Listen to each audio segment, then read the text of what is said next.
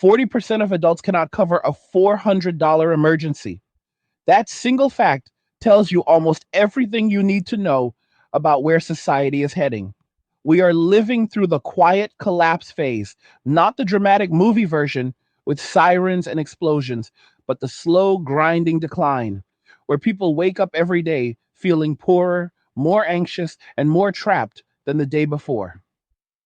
This video is about why hardship is no longer coming, but already here, why the system is cracking under its own weight, and why ignoring these signs is waiting to die and the most dangerous decision anyone can make if they want to survive what comes next. We are told constantly that things are fine, that the economy is strong, that the numbers look good, and that if you are struggling, it must be your fault. Yet at the same time, grocery bills are climbing, rent feels like a monthly punishment, debt is everywhere, and the future feels smaller instead of bigger. This video is not about panic or despair, but about clarity. By the end, you will understand why society feels like it is on its last leg, how we got here, and what this moment actually represents in the long arc of history. The most shocking part is not that people are struggling. The most shocking part is that this level of struggle is being treated as normal. Hardship does not arrive with an announcement. It creeps in quietly, disguised as temporary inconvenience, framed as something that will resolve itself if everyone just waits long enough and keeps working harder. That is how every major decline begins. At first, it is subtle.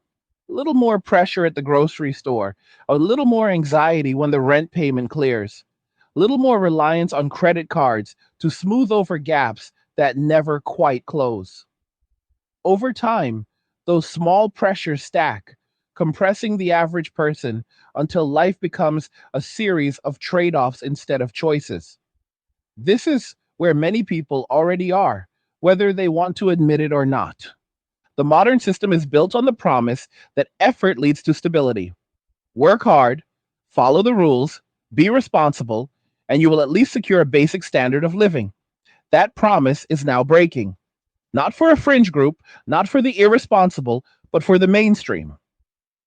When people with full time jobs cannot afford rent without roommates, when families with two incomes still rely on debt to survive, when savings evaporate faster than they can be built, the problem is not personal failure, it is systemic decay.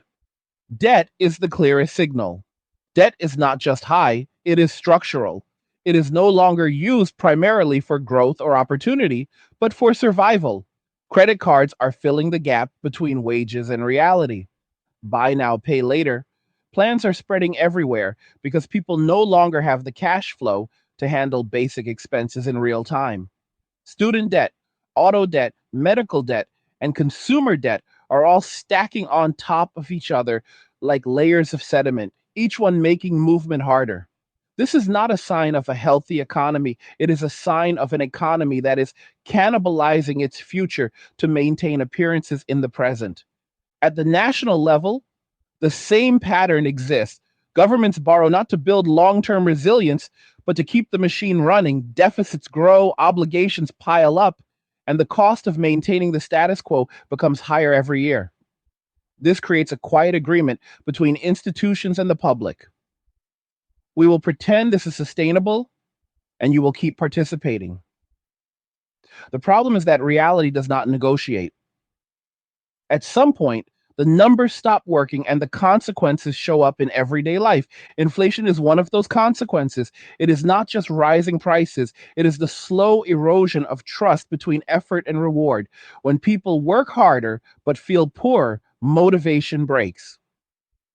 When savings lose value faster than they grow, planning becomes pointless. When wages lag behind costs year after year, people stop believing in the future they were promised. Inflation is not just economic, it is psychological. It inflates stress, resentment, and disillusionment while deflating hope. Housing is another pressure point that exposes the lie. Housing used to represent stability. Now it represents anxiety. Rent consumes an ever larger share of income, while ownership drifts further out of reach. People are told to be patient, to save more, to adjust expectations, but the math does not cooperate. When housing becomes a speculative asset instead of a place to live, society begins to fracture. Those who own pull away from those who do not, and the gap hardens into something permanent. This is how divisions stop being temporary and start becoming generational. Food costs tell the same story. When basic nutrition becomes something people have to strategize around, something is deeply wrong. You see it in smaller portions, lower quality, and constant substitutions. You see it in people skipping meals or quietly cutting back without talking about it. You see it in the normalization of struggle, where discomfort is reframed as discipline and deprivation is framed as virtue. This kind of adjustment is not resilience, it is adaptation to decline. The global economy adds another layer of instability. Supply chains remain fragile, geopolitical tensions disrupt trade, and financial systems are more interconnected than ever. A problem in one region ripples across the world almost instantly. This creates an environment where shocks are no longer rare events, but recurring features. The system does not get time to recover before the next stress arrives. Over time, this constant pressure degrades trust, coordination, and long term planning. Everything becomes short term, reactive, and fragile. What makes this moment especially dangerous is denial. Many institutions benefit from pretending this is temporary. Many narratives depend on optimism. Admitting decline forces uncomfortable questions about leadership, priorities, and accountability. So instead, struggle is individualized. If you are stressed, you are told to budget better. If you are behind, you're told to work harder. If you're exhausted, you're told to practice self care. None of these address the underlying reality that the system itself is producing strain faster than individuals can absorb it. This is where social tension grows. When large numbers of people feel trapped and unheard, trust erodes. People become less patient, less forgiving, and more suspicious. Cooperation declines while conflict increases. You see it in public spaces, online discourse, and everyday interactions. Small frustrations escalate faster because everyone is carrying more weight. A society under pressure becomes brittle. It looks functional until it suddenly is not. And history shows this pattern clearly. Decline does not announce itself as collapse, it arrives as stagnation, followed by normalization of hardship, followed by blame shifting, followed by fragmentation. By the time the word collapse is used openly, most of the damage is already done. The people who fare best are not the ones who deny reality or cling to old expectations, but those who adjust early and think clearly. That adjustment begins with understanding what this moment actually is. This is not a temporary dip. It is not a cycle that will automatically correct itself. It is a structural transition. The assumptions that shaped the last several decades no longer hold. Cheap money, endless growth, stable employment, and rising living standards were conditions, not guarantees. Those conditions are fading, and pretending otherwise only delays adaptation. This does not mean the world ends tomorrow. Decline is uneven. Some sectors thrive while others collapse. Some people do well while others fall behind. This unevenness creates confusion and false hope. People point to success stories as proof that everything is fine while ignoring the broader trend. But trends matter more than anecdotes. The direction of pressure tells you where things are heading, not the exceptions. One of the most damaging effects of prolonged hardship is the distortion of time horizons. People stop thinking long term because survival consumes attention. Planning for the future feels pointless when the present is unstable. This is how societies lose momentum. Innovation slows, institutions stagnate, and decision making becomes increasingly short sighted. Everyone is busy managing today, so tomorrow gets neglected. Another effect is moral fatigue. When rules no longer feel fair, adherence weakens. People begin to question why they should play by standards that do not protect them. This does not make people bad. It makes them rational under strain. Systems that rely on voluntary compliance fail when they stop delivering basic security. This is when cracks widen quickly. You can already see this in attitudes toward work. Loyalty declines because loyalty is no longer rewarded. People treat jobs as temporary arrangements rather than long term commitments. This is often framed as laziness or entitlement, but it is more accurately a response to broken incentives. When stability disappears, flexibility becomes survival. The same applies to institutions. Trust in media, government, and financial systems declines because promises go unfulfilled. Transparency feels selective, accountability feels rare, and outcomes feel disconnected from effort. This breeds cynicism, which is corrosive but understandable. A cynical society is not one that lacks values, but one that has seen values repeatedly violated. The most important thing to understand is that this phase rewards clarity over comfort. Comfort comes from believing things will return to normal. Clarity comes from accepting that normal has changed. The people who adapt are not necessarily the smartest or strongest, but the most honest about reality. They adjust expectations, strategies, and priorities to match conditions rather than memories. This video is not about fear. Fear paralyzes. This is about awareness. Awareness allows preparation. You cannot control global systems, but you can control how you interpret them and how you respond. You can choose to stop waiting for rescue and start building resilience in whatever form makes sense for your situation. Resilience does not mean isolation or panic. It means reducing dependence on fragile systems, increasing flexibility, and thinking in probabilities instead of promises. It means understanding that stability is no longer something handed to you by default, but something you actively construct and defend. As hardship becomes more common, narratives will intensify. You will hear louder claims that everything is fine, alongside louder expressions of anger and despair. Both are reactions to the same pressure. The key is not to get swept up in either extreme. Calm analysis is a rare and valuable skill in declining systems. This is why storytelling matters. Stories shape perception, and perception shapes action. If people believe this is a temporary inconvenience, they will wait. If they believe this is personal failure, they will blame themselves. If they believe this is systemic decline, they will adapt. The story you accept determines how you move. Right now, the dominant story is confusion, mixed signals, selective data, and constant distraction prevent clear understanding. Noise replaces insight. This benefits those who want to maintain control because confused people are easier to manage than informed ones. Clarity is disruptive.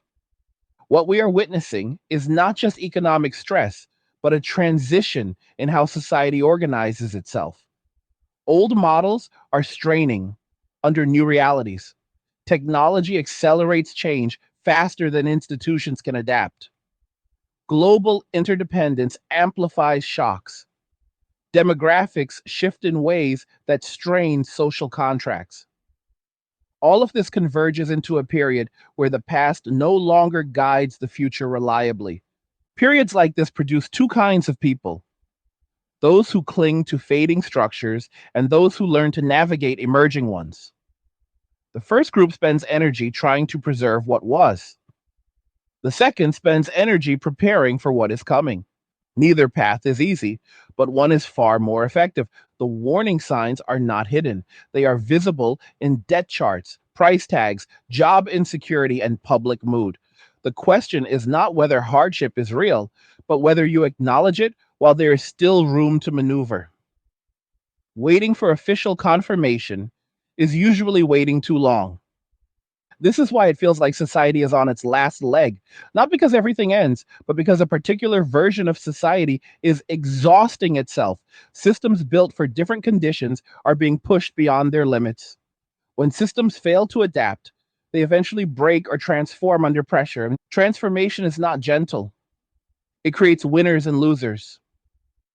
It rewards foresight and punishes complacency. It challenges identities built on outdated assumptions. This is uncomfortable, but not unprecedented. Every major shift in history felt chaotic from the inside. The mistake is assuming that discomfort means something has gone wrong rather than recognizing it as a signal of change. Comfort is not a reliable indicator of truth. Often it is a sign of alignment with a system that no longer serves you. Once hardship becomes normalized, behavior shifts in subtle but powerful ways. People recalibrate what they consider acceptable, not because conditions improve, but because resistance feels exhausting. This recalibration is one of the most dangerous stages of decline because it removes urgency. When people stop being shocked by instability, instability gains room to expand. What once felt intolerable becomes routine, and what once demanded answers is quietly absorbed into daily life. This is how systems drift far from their original purpose without triggering immediate revolt. You can see this in how conversations have changed. There was a time when rising prices sparked outrage and demanded explanations. Now those conversations are shorter, more resigned, and often end with a shrug. People say things like that is just how it is now, or everyone is struggling, or there's nothing you can do. These phrases signal acceptance, not understanding. Acceptance without understanding is not strength, it is surrender disguised as realism. The psychological toll of prolonged pressure cannot be overstated. When stress becomes chronic rather than acute, it reshapes identity. People begin to see themselves as permanently behind, permanently catching up, permanently exposed. This mindset erodes confidence and narrows ambition. Goals shrink from growth to survival. Dreams turn into calculations. Creativity gives way to caution. Over time, an entire population can become risk averse, not because risk is inherently bad, but because failure feels too costly to absorb. This is especially damaging because periods of transition actually require more creativity and flexibility, not less. New conditions demand new approaches, yet the very stress created by decline suppresses the qualities needed to navigate it effectively. This creates a feedback loop. Pressure reduces adaptability, reduced adaptability increases pressure, and the cycle tightens. Institutions respond poorly to this dynamic. Most large systems are designed to preserve themselves first. When faced with declining trust and rising dissatisfaction, they tend to focus on optics rather than substance. Metrics are adjusted, definitions are softened, and narratives are refined to present stability even as underlying conditions worsen. This buys time, but it also deepens the eventual reckoning because it delays honest correction. One of the clearest examples is how success is measured. Headline numbers are emphasized while lived experience is minimized. Growth in abstract indicators is celebrated even when it fails to translate into improved daily life. This creates a disconnect between official messaging and personal reality. When people repeatedly hear that things are improving while feeling the opposite, trust erodes further. Eventually, messaging loses its power entirely. At that point, persuasion gives way to enforcement, rules become stricter, penalties become harsher, and compliance becomes less voluntary. This is not always dramatic or visible at first. It often begins with small restrictions justified as necessary for stability or fairness. Over time, these measures accumulate. Each one makes sense in isolation, but together they signal a shift in how authority is exercised. Control replaces consent when legitimacy weakens. This transition is often framed as a response to bad actors or irresponsible behavior. In reality, it is a response to systemic strain. When systems fail to deliver, they compensate by narrowing options. Flexibility is reduced, experimentation is discouraged, and deviation is punished. This further constrains individuals who are already under pressure, amplifying frustration. The labor market illustrates this clearly. Work is presented as abundant, yet security is scarce. Jobs exist, but many offer limited stability, unpredictable hours, or insufficient pay. Advancement paths are unclear or closed. Training is often shifted onto the individual, while loyalty is treated as optional by employers. Hey guys, in a world pushing you to own nothing and be happy, crypto is your key to survival. Join Angry's Crypto Academy to master buying, selling, and trading crypto. Make huge profits and safeguard your wealth. Plus, discover the one crypto virtually no one is talking about, poised to create new millionaires in the upcoming bull run. The link is in the description of the video below. Go check it out now. This asymmetry creates resentment and disengagement. People comply because they must, not because they believe. When belief disappears, performance follows. Productivity declines, not because people are incapable, but because meaning is absent.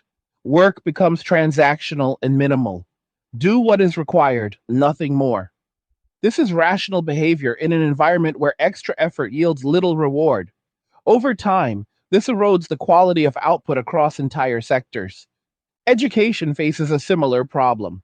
It is still marketed as the primary path to opportunity, yet outcomes no longer justify the cost for many. Credentials proliferate while value diminishes. Students graduate with debt and uncertainty rather than clarity and leverage.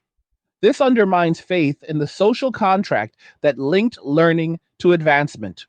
When that contract weakens, motivation shifts from mastery to mere completion. Healthcare, too, becomes a source of stress rather than security. Access feels uncertain, costs feel arbitrary, and outcomes feel unpredictable. People delay care, ration treatment, and accept declining standards because alternatives are limited. This has cascading effects on productivity, well being, and trust. A society that cannot reliably care for its people loses cohesion quickly. These pressures intersect and compound. Financial stress worsens health. Health issues reduce earning capacity. Reduced income increases debt. Debt increases anxiety. Anxiety narrows decision making. Narrow decisions increase vulnerability. The system feeds on itself. Meanwhile, technology accelerates the pace of change without providing corresponding stability. Automation, digital platforms, and algorithmic management increase efficiency, but often at the cost of human discretion and resilience. When systems optimize for speed and scale, they become brittle. Small disruptions produce outsized consequences. Workers become interchangeable, monitored, and constrained. This increases output in the short term, but undermines loyalty and adaptability in the long term. Social cohesion suffers as well. Shared narratives fragment. Different groups experience decline differently, leading to conflicting interpretations of reality. Some feel left behind, others feel threatened, still others feel insulated and deny there is a problem at all. Without a common frame of understanding, collective action becomes difficult. People retreat into smaller identities and communities seeking certainty where they can find it. This fragmentation is not accidental, it is a natural response to uncertainty. When the larger structure feels unreliable, people prioritize what feels immediate and controllable. Family, small networks, and personal interests take precedence over abstract collective goals. This is not selfishness, it is adaptive behavior under strain. However, fragmentation also weakens the ability to address systemic problems. Large scale solutions require coordination and trust. When those are lacking, problems persist and worsen. This creates a paradox where the need for cooperation increases just as the capacity for it declines. Another critical shift occurs in how people perceive time. Long term planning becomes risky when conditions change rapidly. Commitments feel dangerous. Flexibility becomes more valuable than stability. This changes everything from career choices to relationships to financial strategies. People avoid locking themselves into paths that might collapse. This makes society more fluid, but also more uncertain. Uncertainty, when prolonged, becomes exhausting. Decision fatigue sets in. People disengage not because they do not care, but because caring feels costly. Attention becomes a scarce resource easily captured by distraction. Entertainment fills the void left by meaning. This is not decadence, it is coping. Distraction, however, has a price. It delays reckoning. It allows systems to continue malfunctioning without sustained scrutiny. When attention is fragmented, accountability weakens. This benefits those who profit from the status quo, even as it harms the majority. This is why storytelling remains so important. The stories people tell themselves determine whether they adapt or stagnate. A story that frames hardship as temporary encourages waiting. A story that frames hardship as personal failure encourages shame. A story that frames hardship as systemic encourages strategy. Strategy requires clarity about constraints. You cannot solve systemic decline individually, but you can position yourself intelligently within it. That means identifying which dependencies are most fragile and reducing exposure where possible. It means valuing skills, relationships, and flexibility over titles and promises. It means understanding that security is increasingly decentralized. Decentralization is both a risk and an opportunity. As centralized systems strain, alternatives emerge. Some are exploitative, others are innovative. Discernment becomes essential.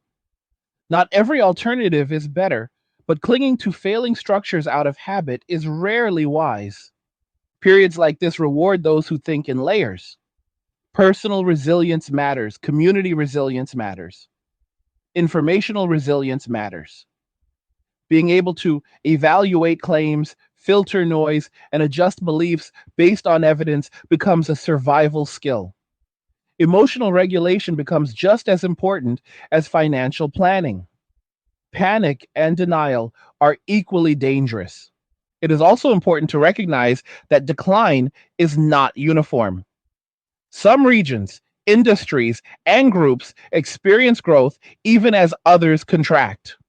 This creates misleading signals. People point to pockets of success as proof that the system works while ignoring the broader trend. This selective perception fuels conflict and misunderstanding. Both sides believe they are seeing reality, but they are seeing different slices of it. The challenge is to zoom out without losing nuance. Broad patterns matter, but so do local conditions. Understanding where pressure is concentrated helps anticipate where it will move next. Decline often spreads from the margins as you inward. What affects the most vulnerable today often reaches the mainstream tomorrow. This is why early signals are so valuable. When people at the edges struggle, it is not an anomaly, it is a preview. Ignoring those signals delays preparation and increases shock when conditions worsen. Societies that respond early can soften transitions. Those that deny and delay experience harsher adjustments. At the individual level, this means paying attention to trend lines rather than headlines. It means asking not just what is happening, but why it is happening and whether the drivers are temporary or structural. Structural drivers do not reverse easily. They require redesign, not optimism. One of the most persistent myths is that technology alone will fix these problems. While innovation can alleviate certain pressures, it cannot resolve mismatches between incentives, values, and reality.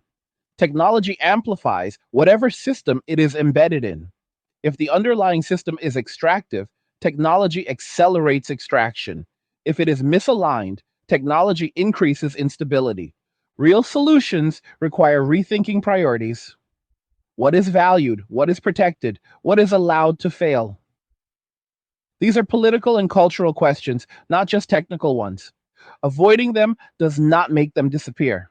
It just shifts the cost to those least able to absorb it. As pressure continues, you will see more attempts to manage perception. New labels, redefinitions, and frameworks will emerge to make decline sound like transition or transformation. Some of this is genuine, some of it is spin. Distinguishing between the two requires skepticism without cynicism. Skepticism asks for evidence.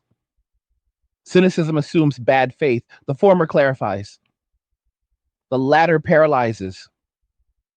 Clarity also requires humility. No one has a complete map of what comes next. The goal is not certainty, but preparedness. Preparedness is flexible. It adapts as conditions change. It does not depend on a single outcome or narrative. It remains grounded in reality, even when reality is uncomfortable.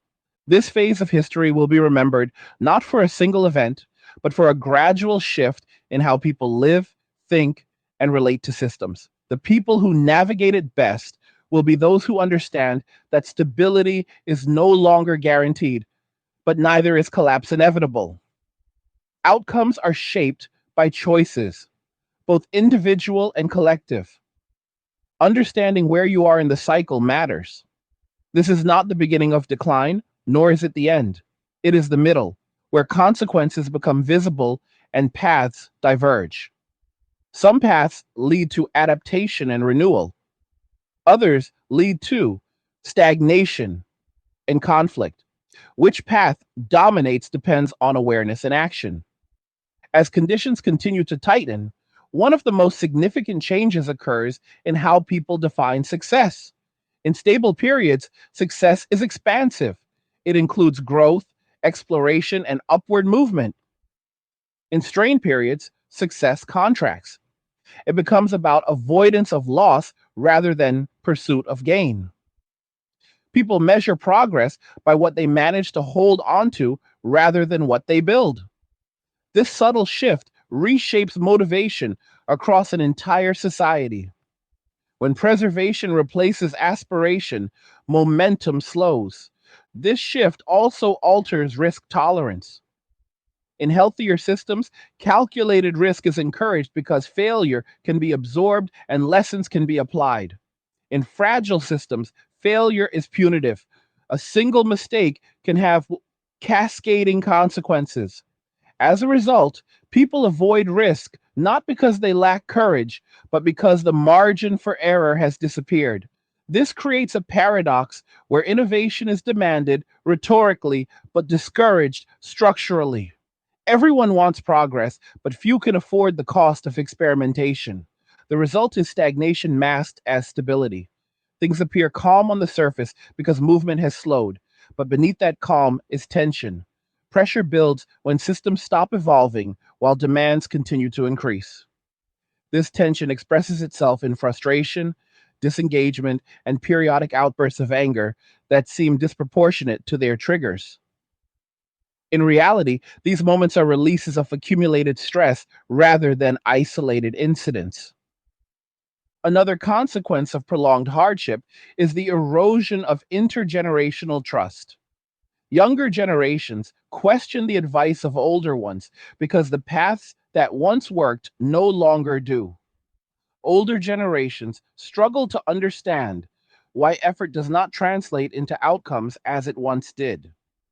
This gap fuels resentment on both sides. One side feels judged, the other feels dismissed. Without shared reference points, dialogue becomes difficult. This intergenerational friction is not merely cultural, it is structural. Each generation is shaped by the conditions it encounters during formative years.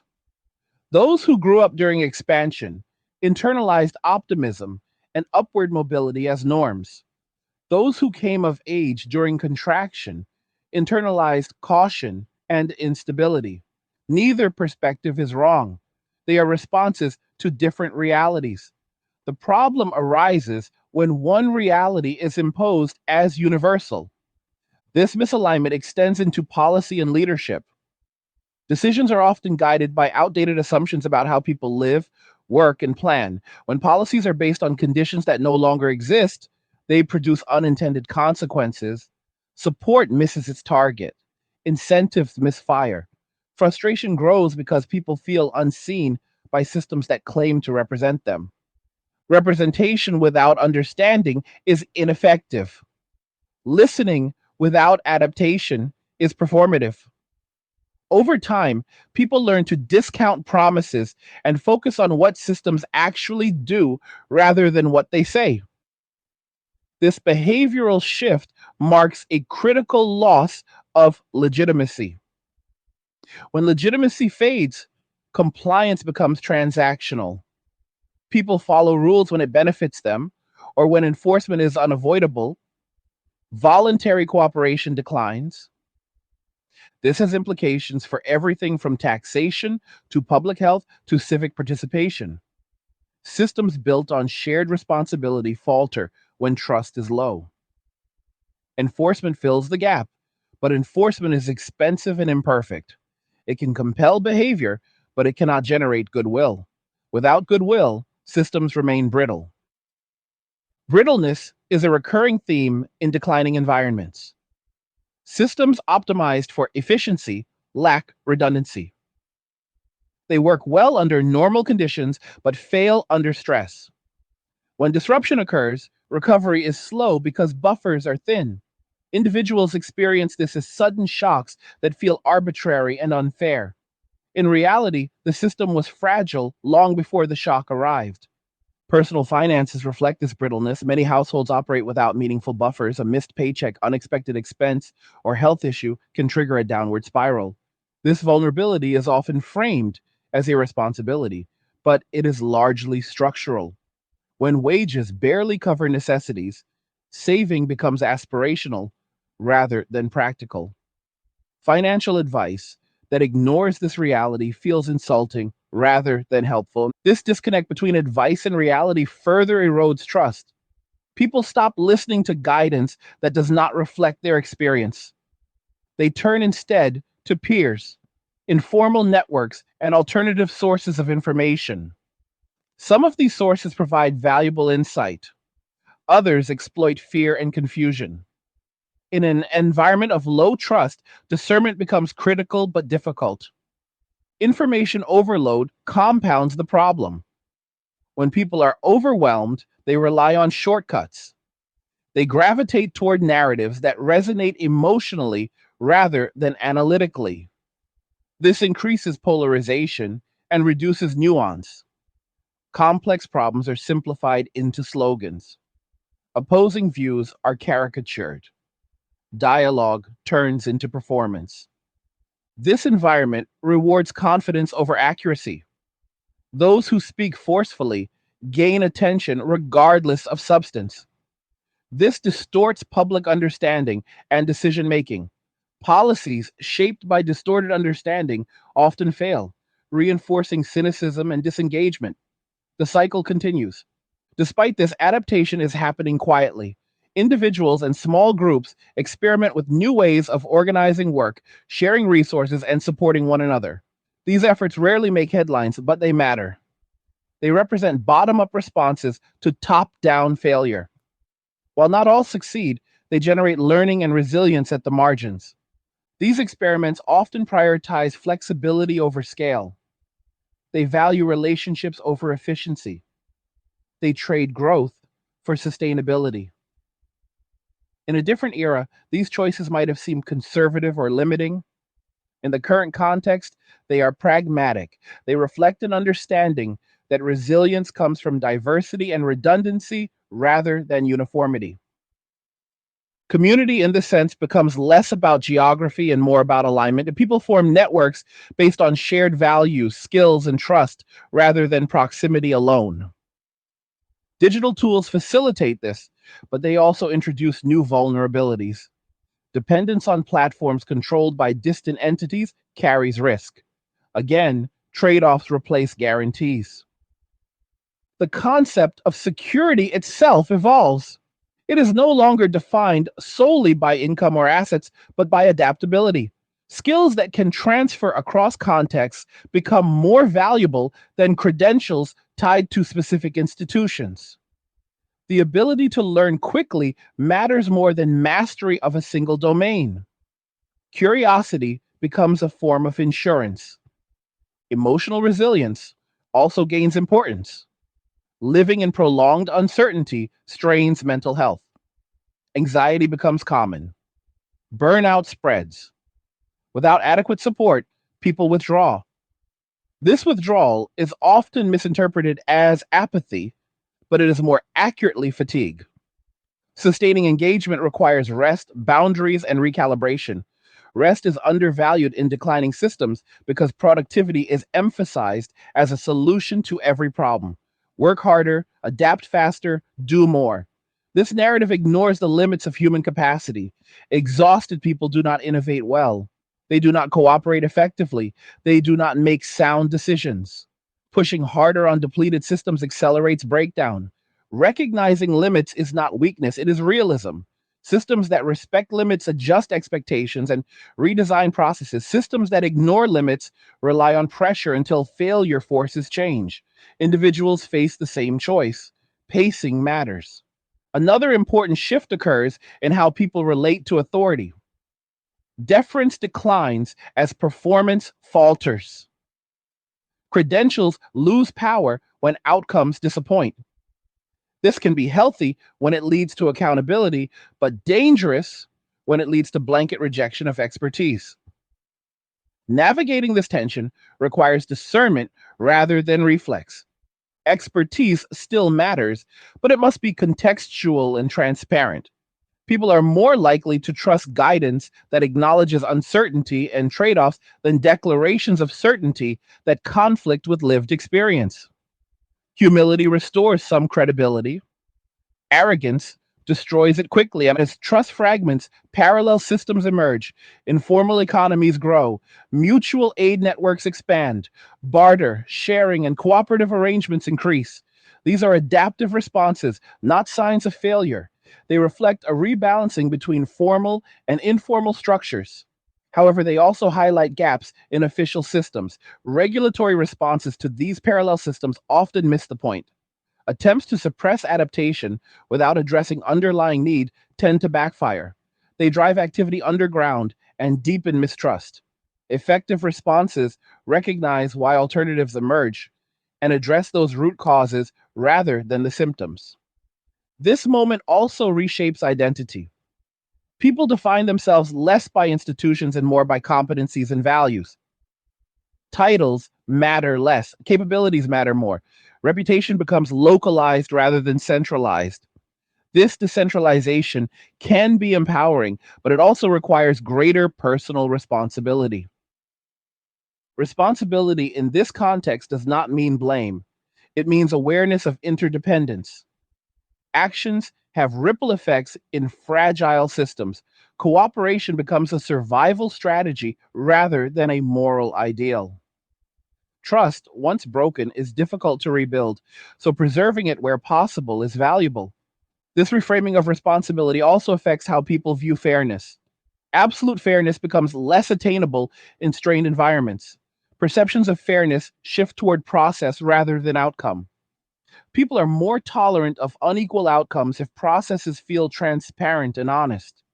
When processes feel manipulated, even small inequalities provoke anger. Transparency, therefore, becomes a stabilizing force. Clear communication about constraints, trade offs, and limitations builds credibility even when conditions are difficult. Obfuscation erodes it. Leaders who acknowledge reality openly often retain more trust than those who promise relief they cannot deliver. At the same time, fear of backlash incentivizes avoidance of hard truths. This creates a leadership vacuum filled by those willing to speak plainly, regardless of accuracy. Again, confidence crowds out nuance. The challenge is to communicate complexity without alienation. Complexity fatigue is real. People want simple answers because complexity feels overwhelming. But simple answers to complex problems are usually wrong. The task is not to eliminate complexity, but to make it navigable. This requires education that emphasizes systems thinking rather than rote knowledge. Systems thinking helps people see connections, feedback loops, and unintended consequences. It shifts focus from blame to structure.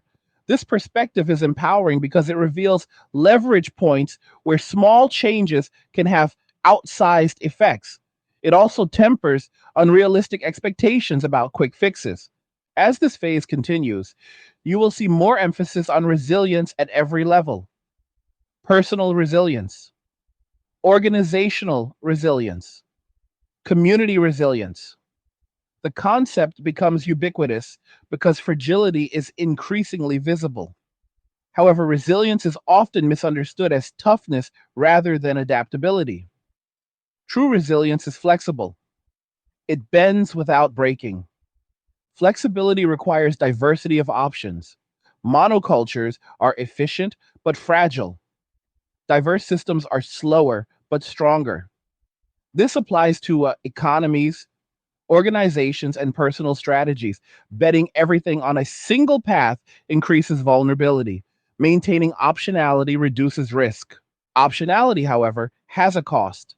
It requires foregoing some short term optimization in favor of long term flexibility.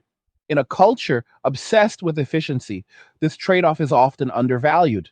Yet, in unstable environments, optionality is priceless. The temptation during decline is to search for certainty. Certainty feels comforting, it offers the illusion of control. But false certainty is dangerous. It locks people into rigid positions that fail when conditions shift. Embracing uncertainty, while uncomfortable, allows adjustment.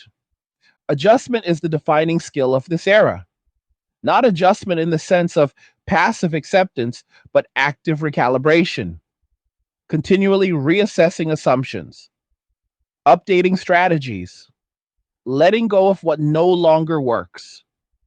This requires emotional maturity and intellectual honesty. Honesty begins with acknowledging loss: loss of expected futures, loss of stability, loss of narratives that once made sense. Grieving these losses is part of adaptation. Skipping this step leads to denial or anger. Processing it leads to clarity. Clarity does not promise comfort, it promises agency. Agency matters because it restores a sense of control even when circumstances are constrained. People who feel they have choices, however limited, cope better than those who feel trapped. This is why reframing matters. Decline is not the end of possibility, it is the end of certain assumptions. New possibilities emerge as old ones fade. They may be smaller, slower, or less glamorous, but they can still be meaningful and sustainable. The danger lies in clinging to outdated models out of nostalgia or fear. Nostalgia idealizes the past, fear exaggerates the future. Both distort the present. Clear sight resides in the present, informed by history but not bound by it. As pressure continues, moments of rupture will occur. These may be economic, political, or social. Each rupture will be framed as a turning point. Some will be, others will be distractions. The key is not to overreact to any single event, but to understand how it fits into the broader pattern. Patterns reveal direction. Direction informs preparation. Preparation reduces shock. This is the sequence that turns awareness into resilience. As values begin to shift under sustained pressure, one of the most noticeable changes is how people relate to meaning itself. In periods of growth, meaning is often outsourced. It is embedded in careers, institutions, and milestones that society broadly agrees are worthwhile. When those structures weaken, meaning must be rebuilt internally or within smaller circles. This transition is unsettling because it removes external validation. People are forced to ask what actually matters to them rather than what they were told should matter. This internalization of meaning can be destabilizing at first. Without clear markers of success, people feel unmoored. Yet it also opens the door to more deliberate living.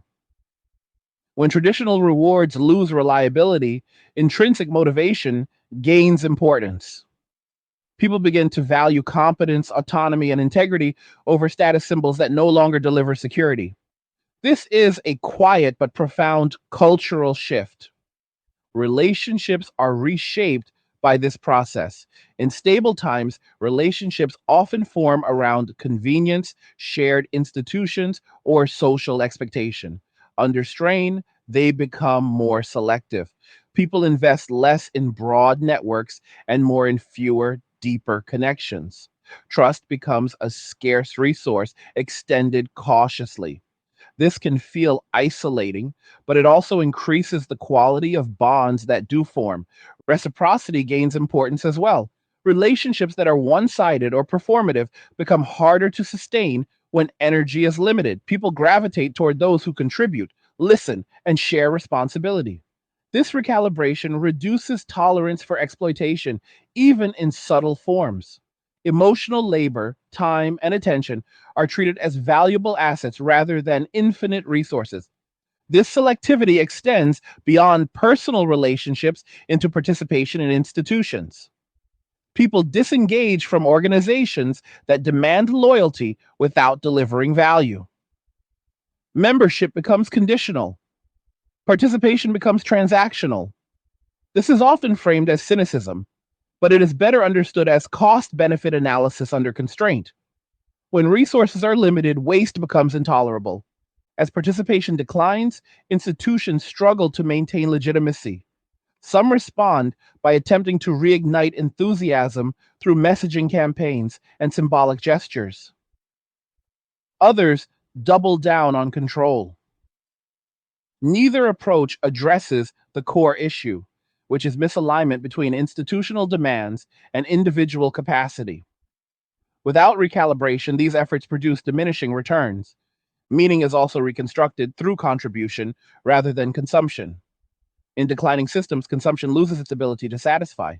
Novelty wears thin when underlying anxiety remains. People seek fulfillment through usefulness. Teaching, mentoring, creating, and problem solving provide a sense of agency that passive consumption cannot. This does not eliminate stress, but it makes it feel purposeful. Purpose becomes especially important because it counteracts despair. Despair thrives when people feel powerless and irrelevant. Purpose restores a sense of impact, however small. Even limited influence matters when it is tangible. This is why localized action often feels more satisfying than abstract engagement with large scale problems that feel unsolvable. Localized action also reinforces feedback loops. When people see the direct effects of their effort, motivation increases. Large systems obscure this feedback. Effort disappears into bureaucracy. Outcomes feel detached. In contrast, smaller systems make cause and effect visible. This visibility builds confidence and reinforces engagement. This does not mean large systems are irrelevant. It means that their perceived distance reduces emotional investment. People still depend on them, but they no longer identify with them.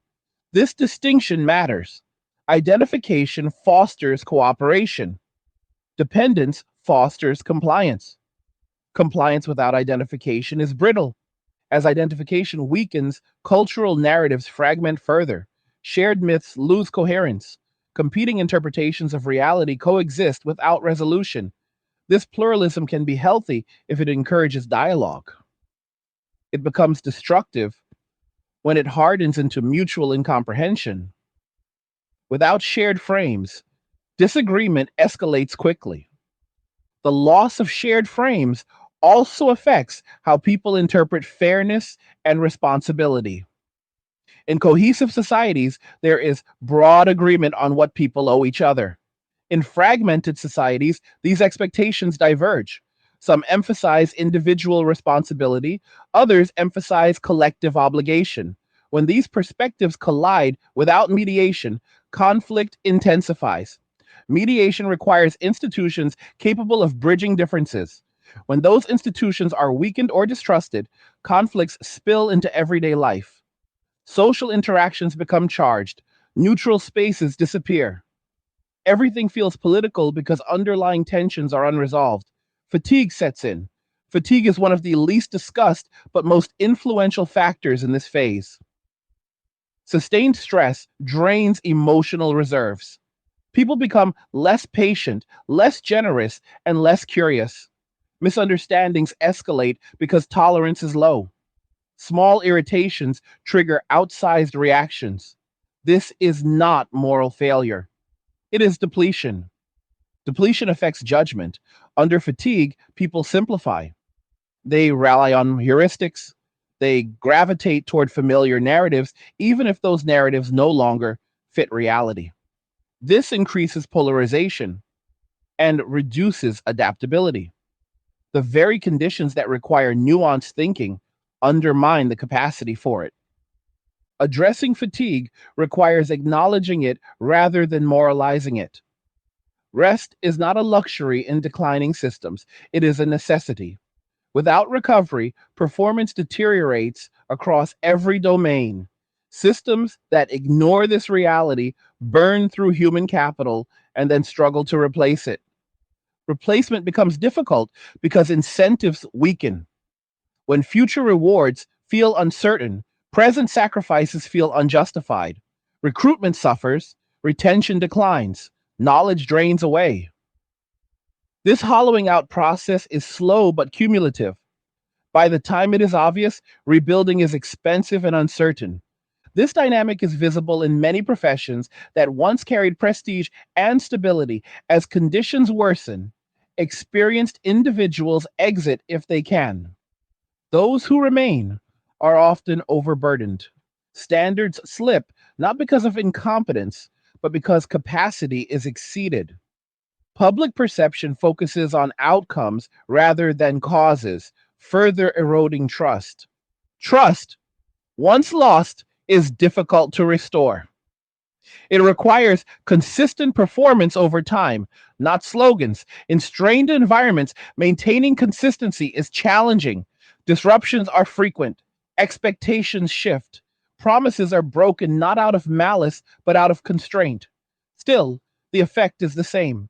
As trust declines, informal norms weaken, but rules replace norms. Where behavior was once guided by shared understanding, it is now governed by explicit enforcement. This formalization increases friction. Interactions become slower and more adversarial. Compliance replaces cooperation. This shift affects innovation. Innovation thrives in environments with trust and tolerance for failure. When enforcement dominates, experimentation feels risky. People stick to safe options even when those options are suboptimal. Over time, this conservatism reduces competitiveness and adaptability.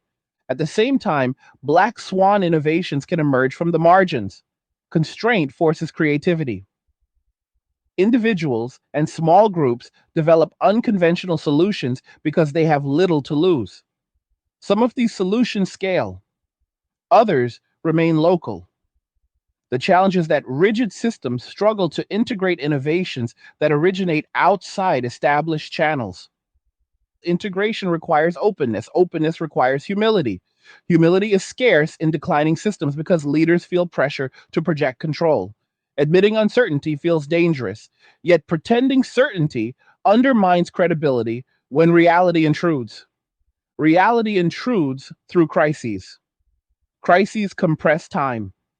Decisions that could be deferred must be made quickly. Trade offs become explicit. Values are revealed.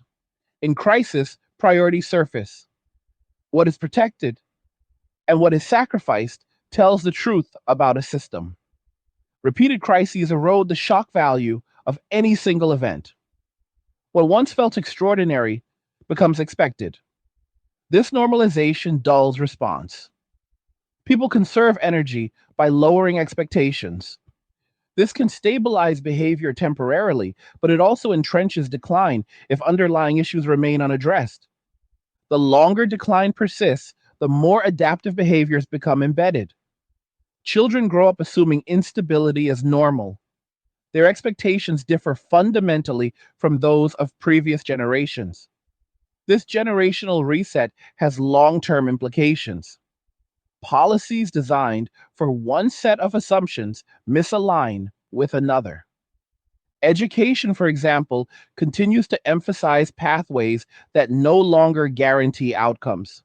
Students internalize the mismatch early. Cynicism develops, engagement declines, alternative learning paths emerge, some constructive, others exploitative. Navigating this landscape requires discernment that not everyone has access to. Access itself becomes a dividing line. Those with resources can buffer instability. They diversify options. They absorb shocks.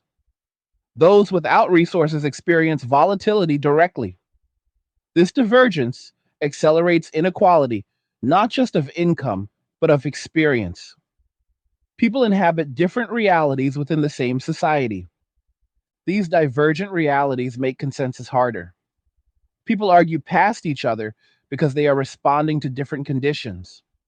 One group sees opportunity, another sees precarity. Both are correct within their context. Without mechanisms to reconcile these perspectives, polarization deepens. Polarization, however, is not inevitable. It is a byproduct of unmanaged divergence. When differences are acknowledged and addressed, tension can be productive.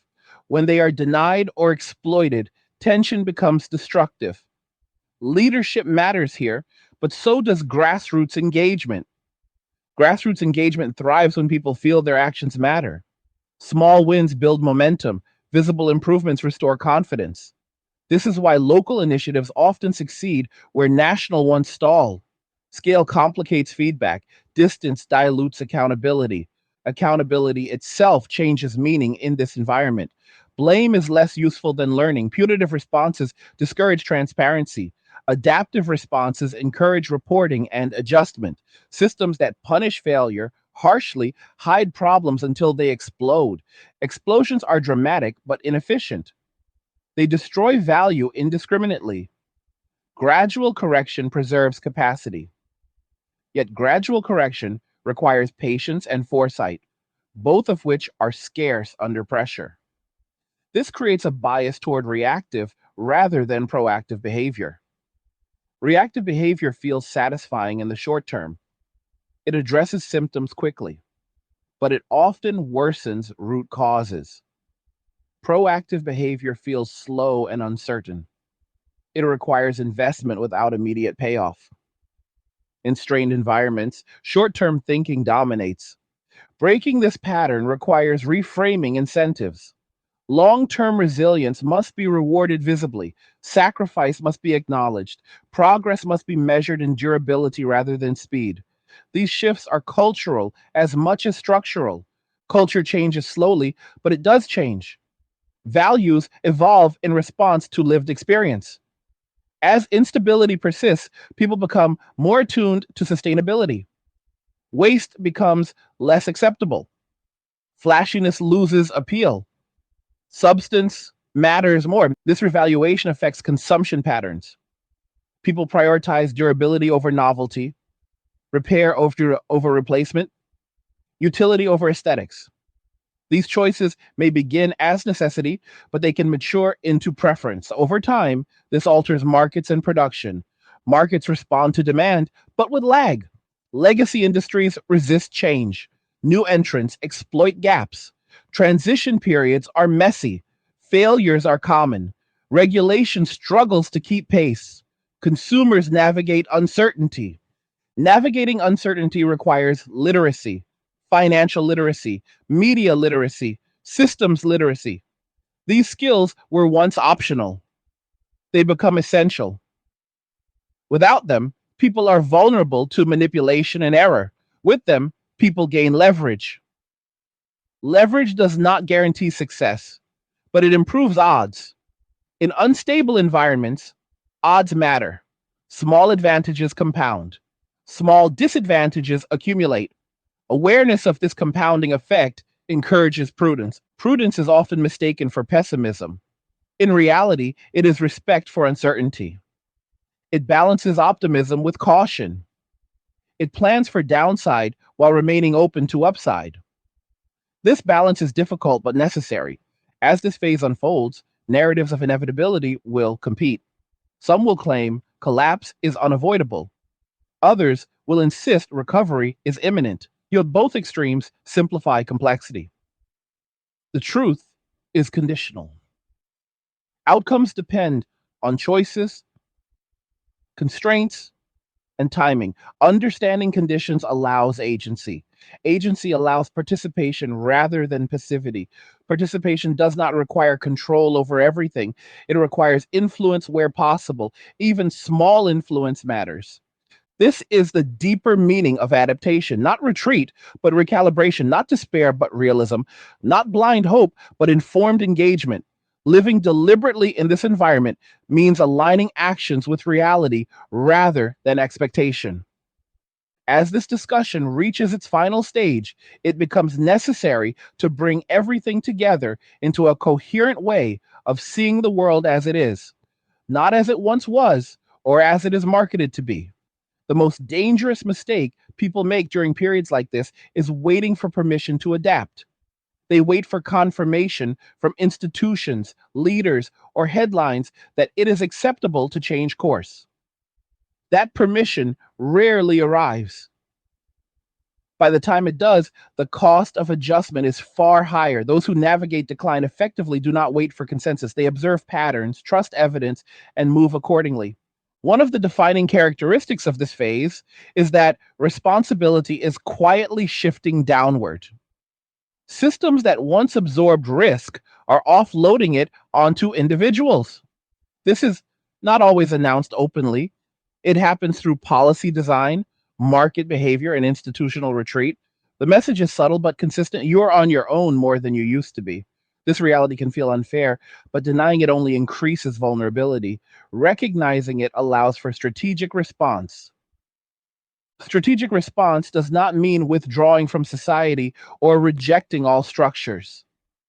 It means understanding where structures are strong, where they are weak, and where dependence creates exposure.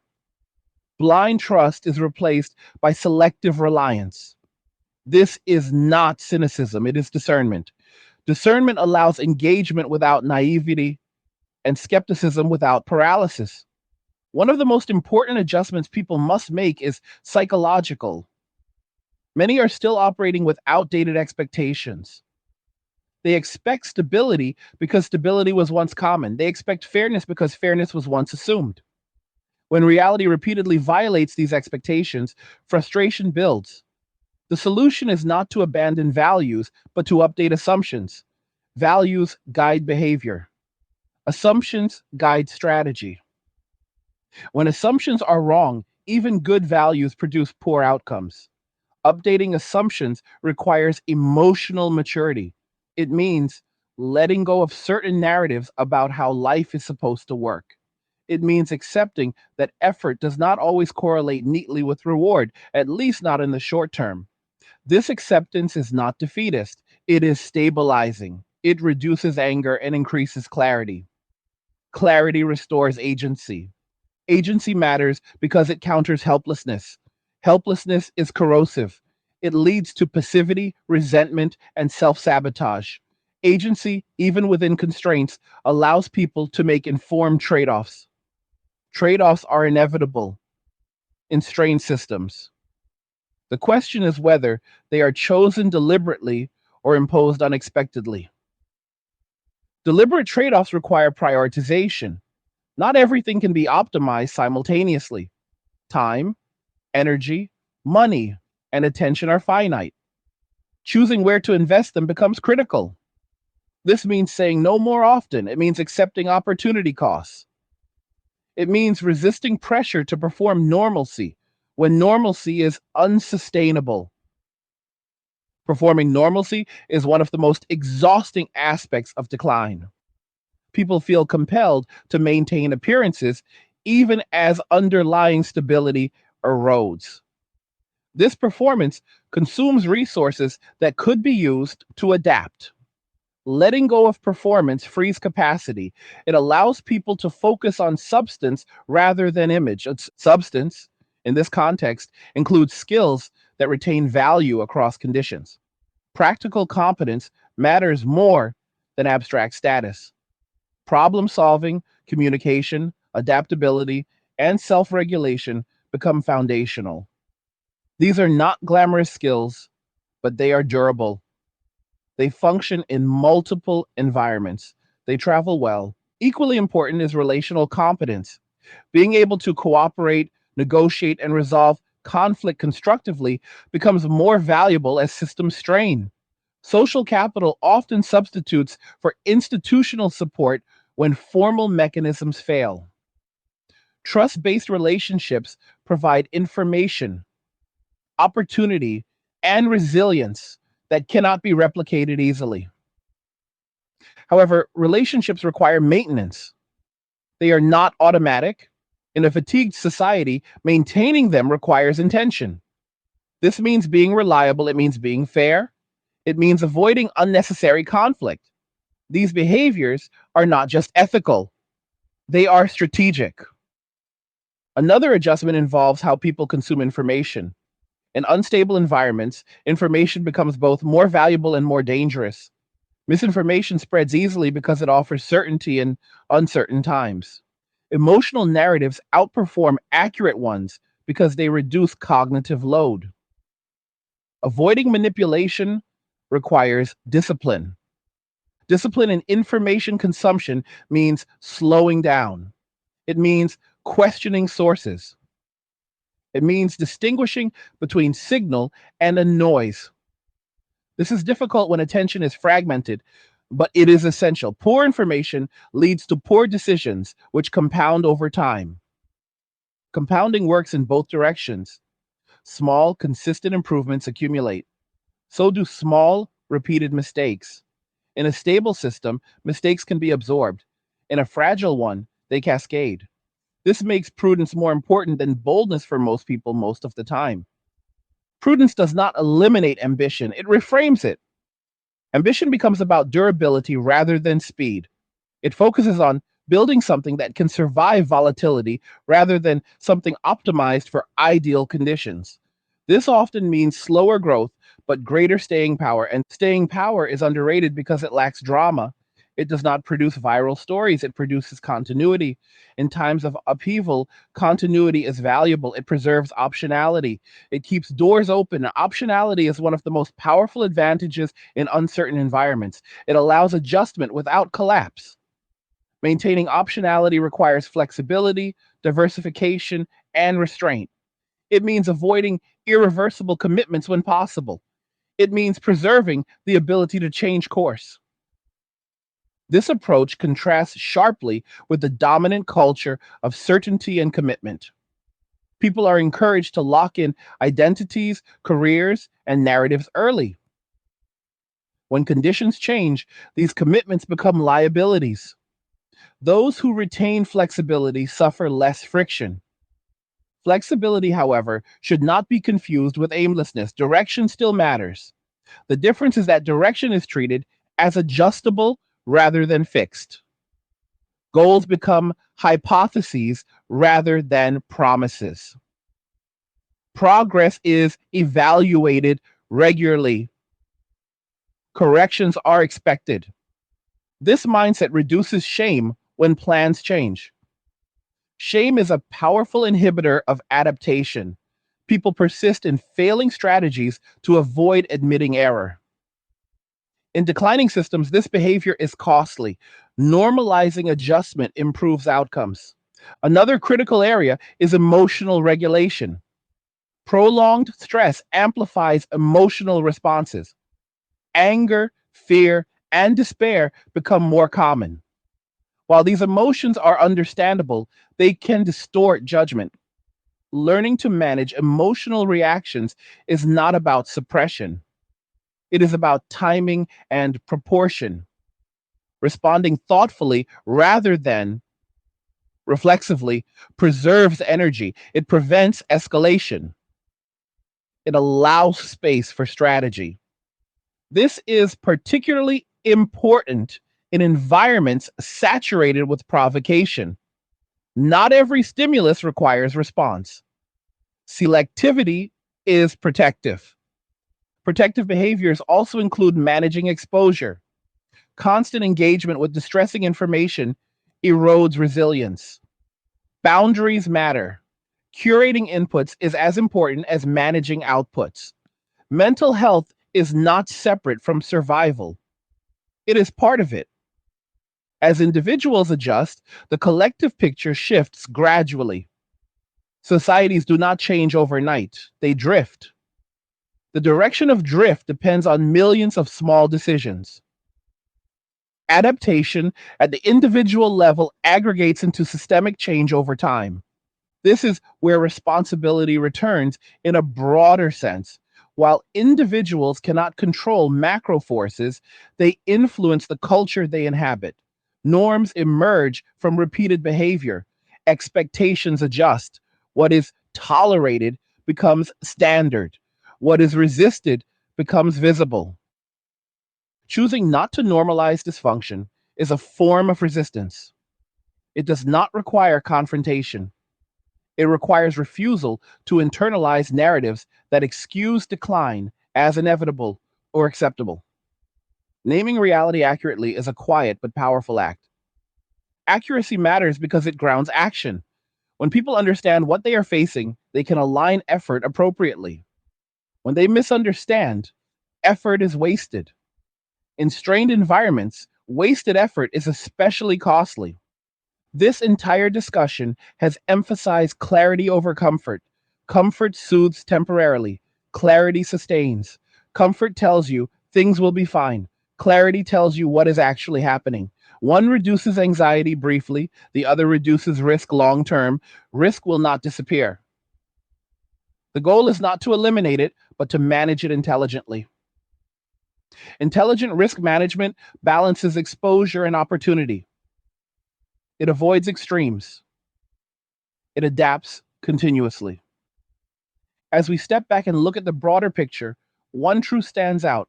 This is not a moment that rewards passivity. It rewards attentiveness. It rewards those who pay attention to signals rather than slogans, patterns rather than promises. Hardship is no longer an abstract concept or a distant threat. It is a shaping force. It influences behavior, values, and institutions. Ignoring it does not make it go away. Understanding it allows navigation.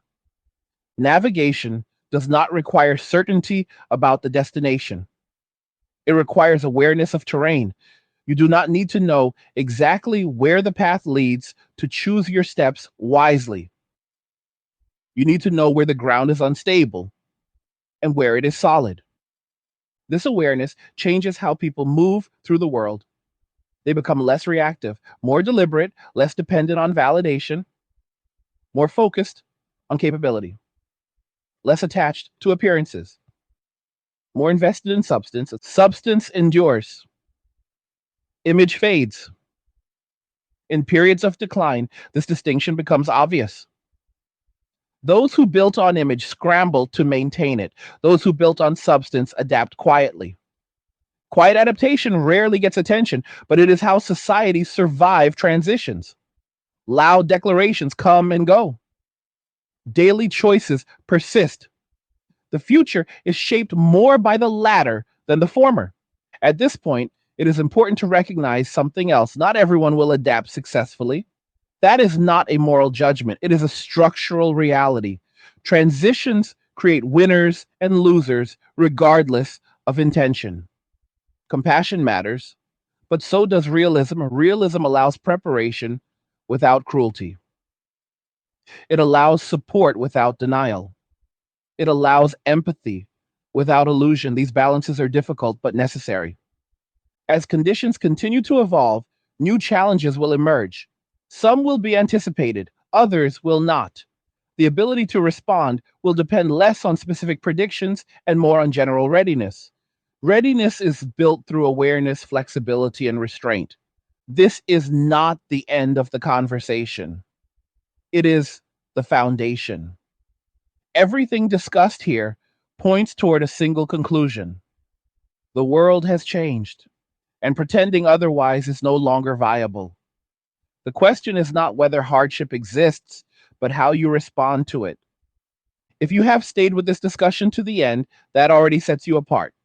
It means you are willing to sit with uncomfortable ideas rather than avoid them. It means you value understanding over reassurance. That mindset is rare and it matters. So, to the 1 hour gang, respect for reaching the end of this video.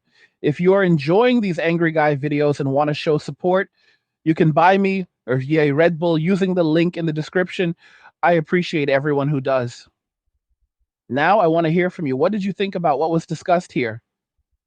Do you agree with this perspective? Leave a comment and share your thoughts because this conversation matters. Like the video if you like it. Don't forget to subscribe. And if you like the video, share the video. And just remember that all roads lead to MWA, men walking away, and cheers. Nothing says you care like crypto. Nothing can compare. Nothing says you care like crypto. Oh, nothing can compare to crypto.